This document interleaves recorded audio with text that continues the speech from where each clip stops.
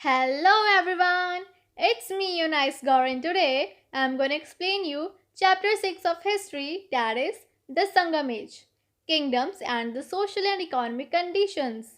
So now let's get started. So now what is Sangam Age? हमारा जो India है उसके साउथ सदर्न पार्ट में तमिलनाडु है, तो तमिलनाडु में थ्री किंगडम्स थी, चेरा, चोला एंड पांड्या। तो ये तीन किंगडम्स मिलाकर बनता है हमारा संगम एज। एंड ये कब से कब तक था? 300 BC टू 300 AD था, मतलब इन्होंने 600 ईयर्स तक रूल किया तमिलनाडु को। So now we'll proceed to our first topic that is in our syllabus, that is sources to reconstruct the Sangam age. First is literary sources, the Sangam literature. Tamil is the oldest language of South India. Tamil south India की सबसे पुरानी language है। ये सिर्फ south India की नहीं बल्कि पूरे इंडिया की ये ओल्डेस्ट लैंग्वेज है। It possesses a very rich literature. Tamil became a prominent language in the south because of the literary excellence of Sangam literature. Tamil एक prominent language means famous language बन गई थी साउथ में। क्यों? क्योंकि संगम लिटरेचर तमिल में ही लिखा गया था और ये बहुत अच्छे से लिखा हुआ था। It was the literary excellence. Now if you are asked to write the meaning of Sangam, so आप ये लिखोगे, बोल्ड में लिखा हुआ है ना ये lines, you have to write this. The word Sangam means assembly. अगर हम स्पेसिफिकली संगम वर्ड की बात करें तो इसका मतलब असेंबली है। अकॉर्डिंग टू अर्ली ट्रेडिशन ये माना जाता है कि थ्री संगम्स मतलब तीन असेंबलीज हुई थी ऑफ लिटरेरी मैन, जहाँ पे लिटरेरी मैन आए थे, मतलब स्कॉलर्स, पोएट्स, उनकी एक असेंबली हुई थी। तीन असेंबलीज हुई थी, वर हेल्ड एट मदुराई। और ये मदुराई क्या है? The centre of great literary activity in the Tamil country. और मदुराई एक सेंटर है ग्रेट लिटरेरी एक्टिविटी का। तो वहाँ पे तीन असेंबलीज हुई थी, ठीक है, लिटरेरी मैन की। तो ये आपने मीनिंग ऑफ संगम में लिखना है। It is generally accepted that these assemblies lasted from about 1st century BC to 6th century AD. तो ये जो these assemblies जो हुई थी, तो ये 1st century BC से लेके 6th century AD तक हुई थी। इसमें many poets, scholars and bards who gathered there produced a large volume of excellent poetry. जितने भी वहाँ पे literary men आए थे उन्होंने large volume of excellent Tamil poetry लिखी थी। और ये these literary compositions were collected, और यही लिटरेरी कॉम्पोजिशंस कलेक्ट करी गई एंड कंपाइल्ड इनटू बुक्स। ये सारे कंपाइल करके बुक्स में लिख दी गई, कॉल्ड द संगम लिटरेचर। इसी को हम संगम लिटरेचर बोलते हैं।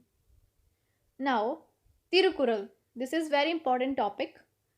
The literary works of the third Sangam constituted the most important part of the Sangam literature, and they are the main source of information about the life and traditions of the Tamil people.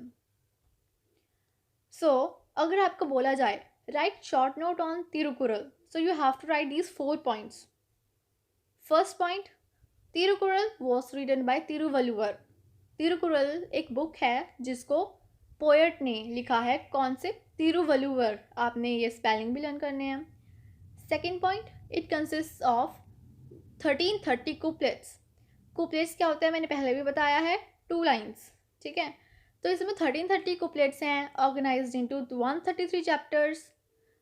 Third point, these chapters are grouped into 3 sections. और ये जो chapters हैं ना 133 chapters, ये आगे भी 3 sections में divided हैं, each dealing with a particular topic. और ईच सेक्शन जो है वो अपने अपने टॉपिक को डील करता है, जैसे अरम, धर्म, पौरुल, अर्थ एंड इनबाम, काम। तो आपने जो ये टॉपिक्स हैं, ये 3 टॉपिक्स हैं।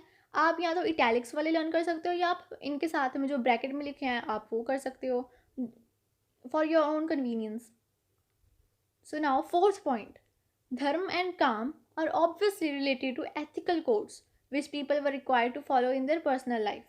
तो जो ये 2 टॉपिक्स हैं, धर्म एंड काम, ये एथिकल कोड्स से रिलेटेड हैं।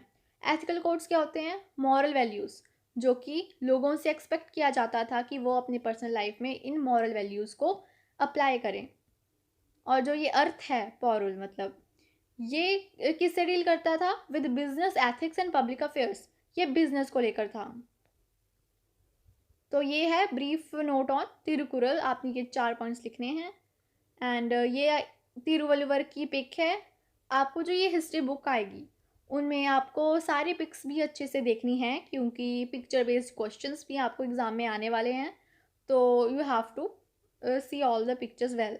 एंड बाकी आप ये वीडियो देख रहे हो तो आपको पिक्चर बेस्ड क्वेश्चंस आप अच्छे से अटेम्प्ट कर सकोगे।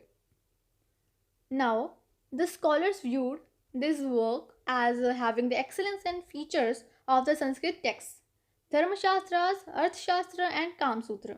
तो जो स्कॉलर्स थे ना, उन्होंने ये वर्क, कौन सा वर्क मीन्स तिरुकुरल, उन्होंने देखा कि ये इतना एक्सीलेंट और इसके जो फीचर्स हैं वो तो संस्कृत टेक्स्ट से रिलेटेड हैं, जैसे धर्मशास्त्र, अर्थशास्त्र एंड कामसूत्र वैसे ही हैं।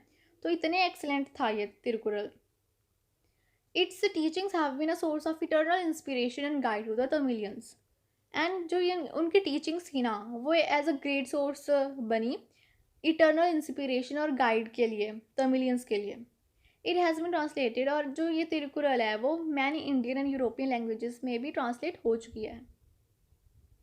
तो ये था हमारे लिटरेरी सोर्सेस। तो अभी हम रीड करने वाले हैं आर्कियोलॉजिकल सोर्सेस। मैगलिथ्स। तो आर्कियोलॉजिकल सोर्सेज में हमारे मैगलिथ्स आते हैं। और मैगलिथ्स क्या होते हैं? The word megalith means large stone. Mega plus lith, तो मैगलिथ होता क्या है? मेगा प्लस लिथ से बना है ये वर्ड, जिसका मतलब होता है large stone. The megaliths are found in all upland areas of the peninsula. और जो ये मैगलिथ्स है वो पेनिनसुला के सारे अपलैंड पोर्शंस में पाया जाता है। Now what is peninsula? Peninsula वो होता है जिसकी 3 साइड्स वाटर से सराउंडेड हो। तो हमारा इंडिया में पेनिनसुला कौन सा है? साउथ सदर्न पार्ट है हमारा, क्योंकि वो अरेबियन सी, इंडियन ओशन और बे ऑफ बंगाल से सराउंडेड है। So that's why southern part of India is peninsula. Now there concentration however seem to be in eastern Andhra and Tamil Nadu. तो अभी ये मैगलिथ जो है ये पाया कहाँ जाता है? ये ज़्यादातर ईस्टर्न आंध्रा एंड तमिलनाडु में ये पाया जाता है। The megalithic culture can be traced from 1000 BC to the early centuries of the Christian era. और ये कब तक था? जो मेगालिथिक कल्चर था ना, वो एक्चुअली 1000 BC से लेकर क्रिश्चियन एरा की अर्ली सेंचुरीज तक ये चलता आया। The megalithic culture is mostly non for its burials. और ये नोन किस लिए है? ये मतलब फेमस किस लिए है ये मेगालिथिक कल्चर? ये अपने बरियल्स के लिए, ठीक है। The upland portions of the peninsula were inhabited by people whose graves are called megaliths. Now this is the definition of megaliths. अगर आपको पूछा जाए definition of megaliths, so you have to write this line plus this first. The word megalith means large stone. The upland portions of the peninsula were inhabited by people whose graves are called megaliths. ये 2 sentences आपको लिखने हैं, then you will score full marks in definition of megaliths. Because they were encircled by large species of stone. And अभी मैं picture share कर देती हूँ आपके सामने मैगलिथ्स की, तो आप इसको और भी अच्छे से जान सकोगे। Next para, the megaliths contain not only skeletons of people who were buried. तो अभी मैगलिथ्स में होता क्या था कि सिर्फ यहाँ पे मतलब लोगों को दफनाया जाता था, तो उनके स्केलेटन्स के अलावा हमें और भी बहुत कुछ मिलता है, जैसे कि iron tools, arrows, pottery and fragments of rice and other grains have also been found besides the skeletons of persons buried there. तो हमें ये सारी चीज़ें भी मिलती हैं लोगों के स्केलेटन के अलावा। arrowheads, spearheads and sickles all made of iron.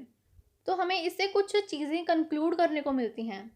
कौन कौन सी? कि एक तो जो ये हथियार थे जो उनके साथ जो डाले जाते थे, arrowheads, spearheads, sickles, ये सारे ना आयरन के बने होते थे। तो do show the transition from copper and bronze age culture to iron age. तो ये हमें पहले तो ये शो करते हैं कि कॉपर और ब्रॉन्ज एज कल्चर से आयरन एज आ चुका था। सेकेंडली, ये स्केलेटन ऑफ पीपल तो ये दफनाते ही थे, लेकिन ये साथ में ये सारी चीज़ें क्यों डालते थे?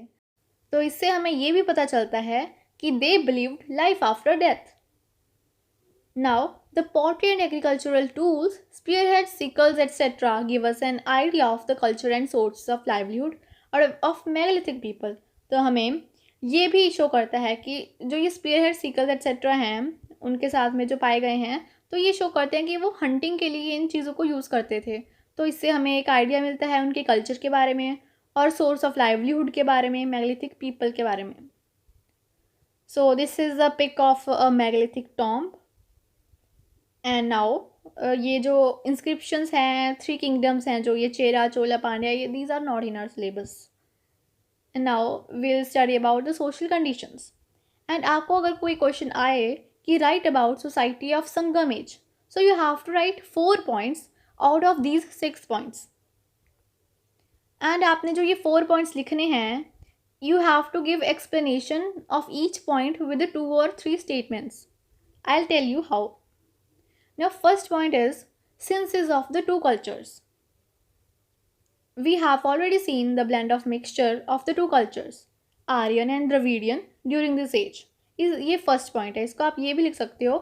This age was the mixture of the two cultures, Aryan and Dravidian. ठीक है. Now, आर्यन और द्रविडियन का ये दो कल्चर हैं, ये इनका जो मिक्सचर था. Now, Aryan we have studied in early and later Vedic civilisation कि आर्यन इंडिया में तब आए थे. ठीक है. And Dravidian are the original people, the original inhabitants. ठीक है. तो ये दोनों कल्चर का मिक्सचर है Sangam age. Second point is the stories of the Mahabharata and Ramayana were all known to the poets of the Sangam age. And Sangam age के जो पोएट्स थे, महाभारत एंड रामायण, ये जो एपिक्स हैं, उनको इनके बारे में पता था पोएट्स को. Third point, the Tamil poets were also very much familiar with characters and stories related in Sanskrit literature. ना उनको संस्कृत लिटरेचर के बारे में भी पता था तमिल पोएट्स को, उनके बारे में मतलब करेक्टर्स, स्टोरीज, इनके बारे में उनके पास जानकारी थी. ठीक है. तो ये 3 पॉइंट्स हैं. फर्स्ट पॉइंट अगर आप लिखना चाहते हो जैसे सिंसेस ऑफ द टू कल्चर्स, तो आपने 3 पॉइंट्स लिखने हैं इसके बारे में. ठीक है. ये एक्सप्लेन कर दिया आपने. First point you have explained with 3 sentences. ठीक है. Now will study about second point, the caste. First point, the Brahmans, the Kshatriyas and the Vaishyas appear as regular caste or varnas in the Sangam text. ना अभी संगम text में एक लिखा हुआ है the Brahmins, Kshatriyas and वैश्यास, ये 3 कास्ट थी या वर्नास थी. ठीक है. एंड आगे का ये है नहीं. ठीक है. नाउ नेक्स्ट कॉलम में सेकंड पॉइंट है the social outcast. Now what is social outcast? Obviously the Shudras. ठीक है. And the forest tribes suffer from extreme poverty. Now Shudras and जो फॉरेस्ट ट्राइब्स थी ये एक्सट्रीम पॉवर्टी में रहते थे. They live from hand to mouth, मतलब ये फ्रेज है कि वो बहुत ही ज़्यादा बुरी कंडीशंस में रहते थे. Third point, the hunters and food gatherers. The hunters and food gatherers lived mostly in hill areas. ना जो ये फूड गैदरर्स और हंटर्स थे ये हिली एरियाज में रहते थे because they worked hard to survive in a difficult situation. वो हिली एरियाज में हार्ड वर्क करते थे और डिफ़िकल्ट सिचुएशन में सर्वाइव करने के लिए भी वहाँ पे उनको सीखने को मिलता था.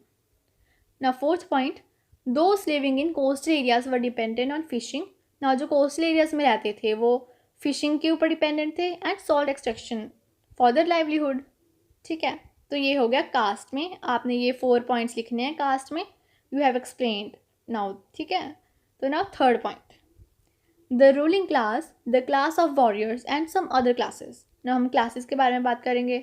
First point, the ruling class was called Arasar. ना अरासर जो ये वर्ड है आपने ध्यान में रखना है क्योंकि यहाँ MCQ में भी आ सकता है ये कि रूलिंग क्लास को क्या बोला जाता था संगम एज में. That is Arasar. Now, second point, war booty and income from trade and agricultural produce enabled the king to maintain professional warriors. Now, war booty क्या है? मतलब war loot. war से जो भी लूट होती थी वो, एंड इनकम फ्रॉम ट्रेड. ठीक है. ट्रेड से जो इनकम होती थी कौन सी? टैक्स. ठीक है. एंड एग्रीकल्चरल प्रोड्यूस, ये सारी चीज़ें enabled the king to maintain professional warriors. इन सब सोर्सेज से उनको जो मनी मिलती थी उससे वो जो राजा है वो अपने प्रोफेशनल वॉरियर्स को मेंटेन रख पाता था. Third point, according to the Sangam poets the refusal of one king to give his daughter in marriage to another was a frequent cause of war. तो तब के टाइम में एक फ्रीक्वेंट कॉज ऑफ वॉर क्या हुआ करता था अकॉर्डिंग टू संगम पोएट कि एक राजा जो अपनी बेटी को मैरिज में देने से मना कर देता था दूसरे किंग को, वो एक फ्रीक्वेंट कॉज था वॉर का. ठीक है. तो ये थर्ड पॉइंट में 3 सेंटेंसेस लिखोगे, ठीक है। एंड नाउ फोर्थ पॉइंट है institution of marriage. The Tolkappiyam written by Tolkappiyar. अब ये तोल्कापियाम एक बुक है जो कि तोल्कापियार पोएट ने लिखी है। स्टेट्स दैट, उसमें क्या लिखा हुआ है, that marriage was an important religious ceremony, कि मैरिज एक इम्पॉर्टेंट रिलीजियस सेरेमनी है, अकम्पनीड बाय मैनी रिचुअल्स, जिसमें बहुत सारे रिचुअल्स भी करे जाते हैं। तो इसमें बस एक ही पॉइंट लिख दोगे तो बहुत है, ठीक है। And next point is position of women. First point is although some women got good education, कि तब के टाइम में वुमेन को अच्छी एजुकेशन तो मिलती थी, their status in society was not equal to that of men. Education मिलने के बावजूद उनकी जो उनका जो स्टेटस था वो इक्वल नहीं था in comparison to men. Second point, they did not have the right to inherit property, उनको मतलब फादर की प्रॉपर्टी वो इनहेरिट नहीं कर सकते थे। Third point, there were ascetics also among women, तो women में कुछ ascetics भी थी जो कि फॉलो करती थी जैन एंड बुद्धिस्ट ट्रेडिशन को।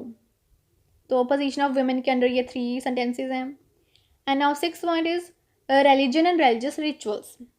First point, in the early centuries of the Christian era, the ruling class and upper sections of society, Tamil society, had accepted Brahmanism.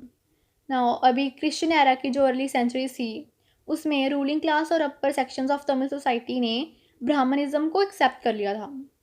Second point, the kings use to perform Vedic sacrifices, king भी Vedic sacrifices perform करते थे।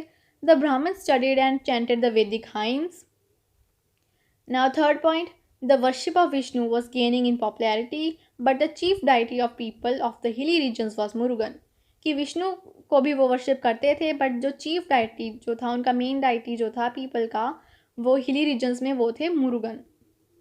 Third point, Jainism also flourished during this period along with Buddhism, कि Jainism और Buddhism भी यहाँ पे flourish किए संगम as में।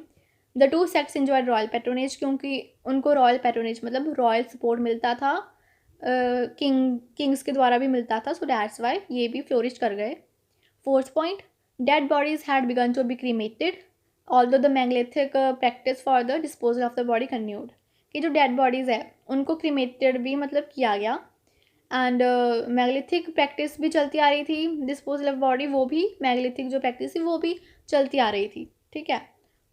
तो रिलीजन एंड रिलीजियस रिचुअल्स के अंडर आप ये 4 सेंटेंसेस लिख दोगे।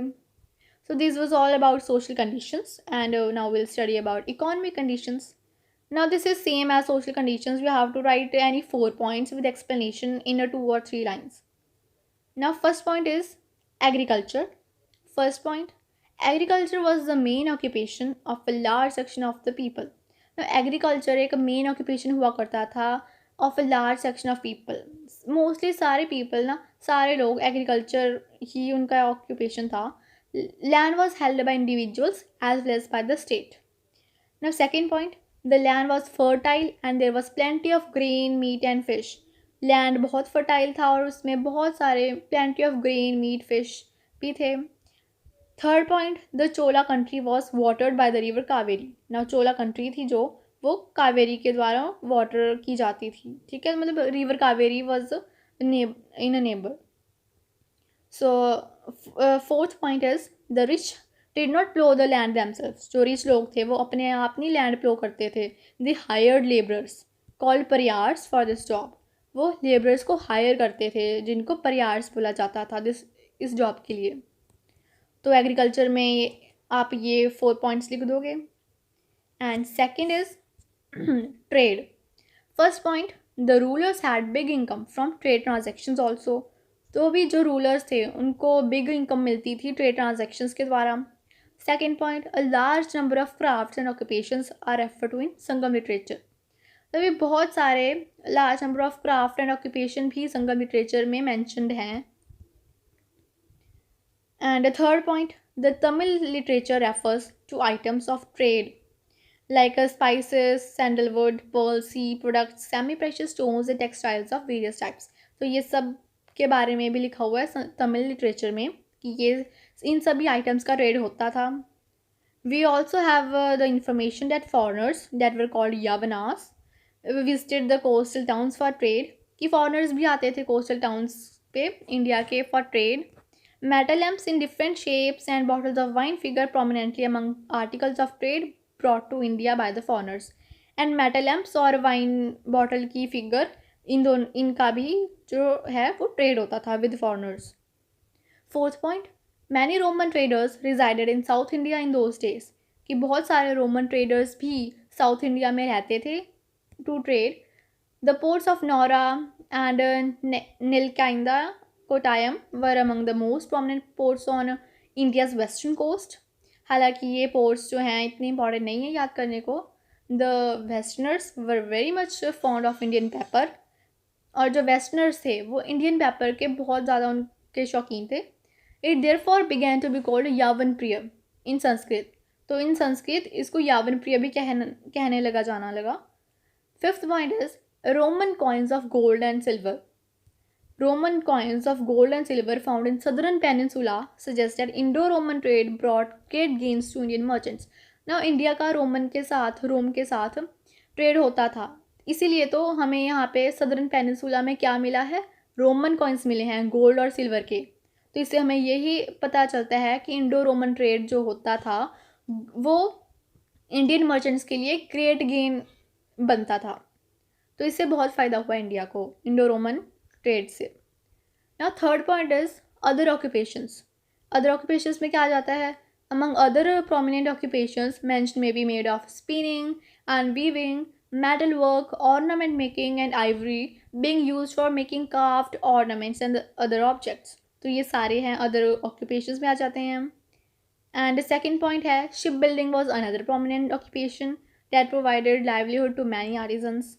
शिप बिल्डिंग मतलब शिप को भी बनाते थे, क्योंकि वी हैव स्टडी अर्लियर ना कि पोर्ट्स भी थे तो वो शिप भी बिल्ड करते थे.